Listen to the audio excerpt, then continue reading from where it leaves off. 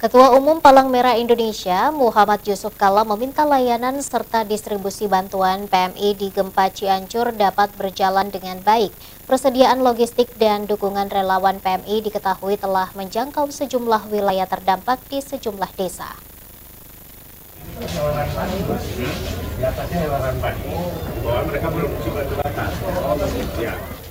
JK meminta relawan untuk terus memperbaharui data sebagai dasar distribusi bantuan dan layanan ke lokasi bencana.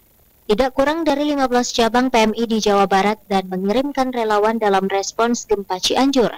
Terdapat sedikitnya 200 relawan yang bertugas di layanan logistik, sanitasi dan kesehatan, distribusi air, dukungan psikososial, evakuasi, serta layanan pusat data dan informasi. Selain memberikan arahan kepada relawan, JK juga berbincang dengan sejumlah penyintas di pengungsian. JK mengimbau warga menjaga kesehatan serta patuhi himbauan relawan bila terjadi gempa susulan.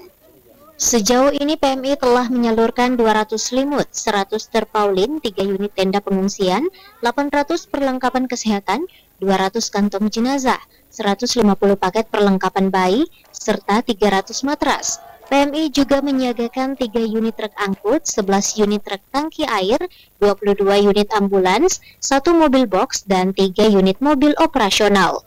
Tim Liputan, Selebes TV.